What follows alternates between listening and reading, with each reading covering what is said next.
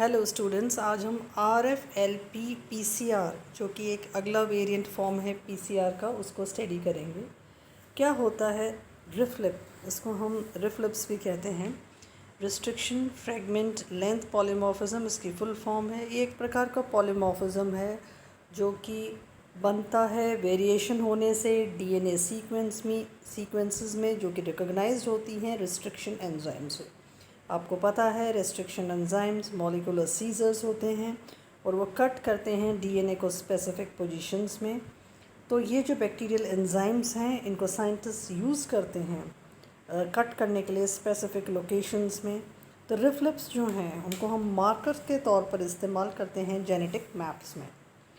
जो रिफ्लिप्स हैं उनको सबसे पहले डिस्कवर किया था, आविष्कार हुआ था इसका इंग्लिश साइंटिस्ट एलेक्स जेफरी ने 84 में इनको स्टडी किया था और इन्होंने हेरिडिटरी डिजीज़ के बारे में इसके बारे में बताया था।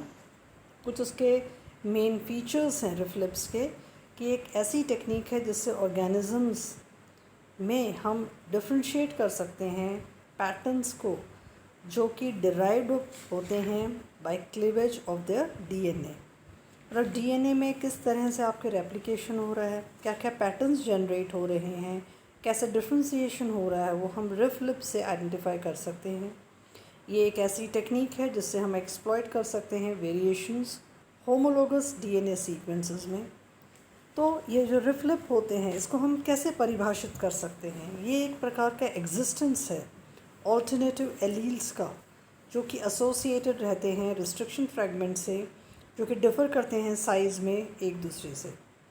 सिंपली अगर हम बात करें तो वेरिएशंस जो होती हैं रिस्ट्रिक्शन DNA फ्रैगमेंट्स में लेंथ में इंडिविजुअल्स ऑफ ए स्पीशीज़ उनको हम रिफ्लिप कहते हैं। तो रिफ्लिप क्या है? वेरिएशंस है रिस्ट्रिक्शन DNA फ्रैगमेंट्स की लेंथ में जो कि एक स्पीशीज़ के इंडिविजुअल्स के बीच में होती है। तो क्या होती है एक बेसिक टेक्निक जो हम अडॉप्ट करते हैं रिफ्लिप में? इससे हम आइडेंटिफाई करते हैं रिस्ट्रिक्शन फ्रैगमेंट लेंथ पॉलीमॉर्फिज्म को, जिसमें हम एक सैंपल जो भी आप टारगेट सैंपल ले रहे हो उसको आप कट कराते हो रिस्ट्रिक्शन एंजाइम से। स्पेसिफिक शॉर्ट सीक्वेंस उससे बनेंगी, छोटे छोटे फ्रैगमेंट्स उससे बन जाएंगे। इस प्रोसेस को जिससे कि हम उसको क्लीव करते हैं एक रिस्ट्रिक्शन एंजाइम से, उसको हम रिस्ट्रिक्शन डाइजेशन कहते हैं। जो रिजल्टिंग DNA फ्रैगमेंट्स यहाँ पर सेपरेट होंगे by the length through a process, उस प्रोसेस को हम एग्रोस जेल इलेक्ट्रोफोरेसिस कहेंगे। और फिर हम उसको ट्रांसफ़र करेंगे एक मेम्ब्रेन में जिसको कि हम सदर्न ब्लॉट प्रोसीजर कहेंगे। हाइब्रिडाइजेशन होगा मेम्ब्रेन का लेबल्ड DNA प्रोब के साथ में, जिससे कि हमें लेंथ का पता चलेगा जो फ्रैगमेंट की है, जो कि कॉम्प्लीमेंट्री रहेगी जो आप प्रोब इस्तेमाल करोगे। रिफ्लिप जो हैं वो आकर करते हैं length of A detected fragment में, जो कि वेरिएशन प्रदर्शित करते हैं इंडिविजुअल्स के बीच में। अभी जो है ये लार्जली ऑब्सोलेट हो गया है because of rise of inexpensive DNA sequencing technologies, but it is also important form of A variant PCR। It was the first DNA profiling technique जो कि इनएक्सपेंसिव थी और जिसको सबसे ज़्यादा वाइड स्प्रेडली यूज़ किया गया था। इसका क्या बेसिक लॉजिक है या प्रिंसिपल है कि अगर दो ऑर्गेनिज्म डिफ़र करते हैं डिस्टेंस में between sites of cleavage of a particular restriction endonuclease enzyme, length of the fragments produced will differ when the DNA is digested with the restriction enzyme।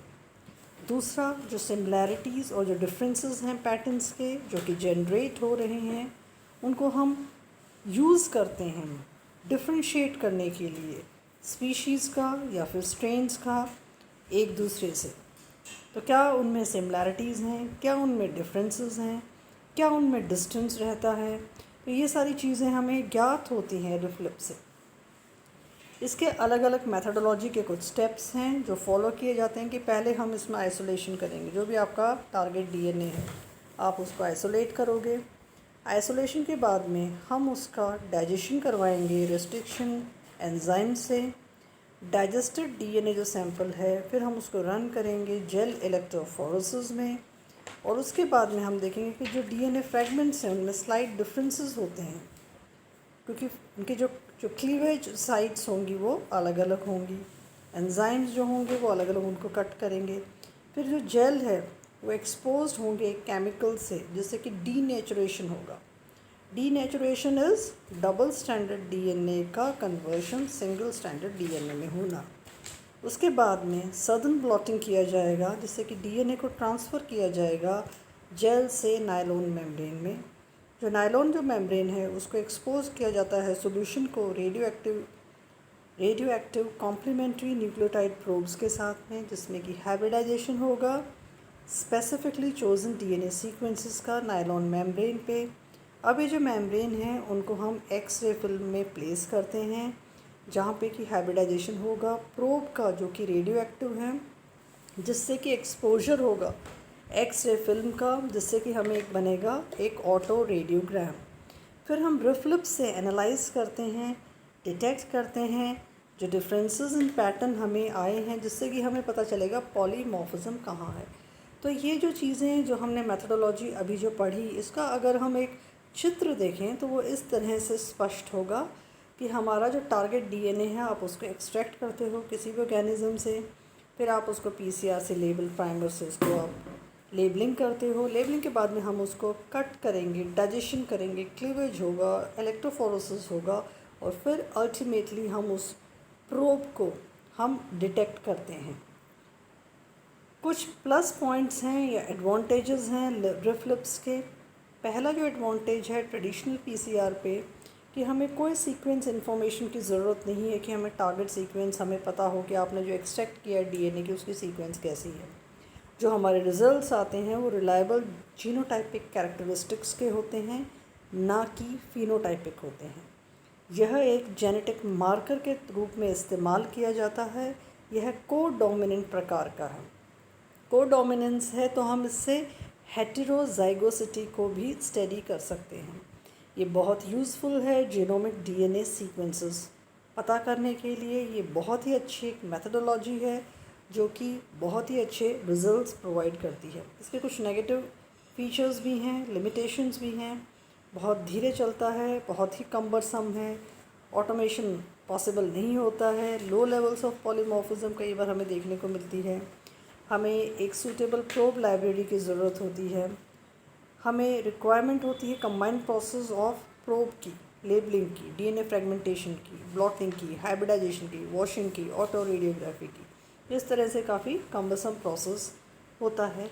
अब इसके जो एप्लीकेशन जो एरियाज़ हैं वो बहुत वाइड हैं रिफ्लिप के, क्योंकि ये इम्पॉर्टेंट टूल रहा है जीनोम मैपिंग में, localisation of genes for genetic disorders, और हम अलग अलग डिजीज़ के डिटर्मिनेशन के लिए हम इसको यूज़ करते हैं। हम तरह तरह के क्रिमिनल केसेस में इसको स्टडी करते हैं, फॉरेंसिक एप्लीकेशंस इसके रहते हैं। हम म्यूटेशंस की स्टडी में इसको यूज़ करते हैं, रिकॉम्बिनेशन किस प्रकार से हो रहा है उसको स्टडी करने के लिए करते हैं। आपका जेनेटिक डाइवर्सिटी कैसी है आपके एनिमल पॉपुलेशंस में, उनको हम स्टडी करते हैं। हम क्रोमोसोम मैपिंग के अध्ययन में इनको इस्तेमाल करते हैं। तो इस तरह से इसके एरिया ऑफ एप्लीकेशन बहुत वाइड हैं, क्योंकि ये बहुत ही ट्रेडिशनल टेक्निक थी। तो इस तरह से आज हमने एक और वेरिएंट फॉर्म ऑफ पीसीआर का अध्ययन किया, जिसको हम रिफ्लिप कहते हैं। Thank you for listening for रिफ्लिप।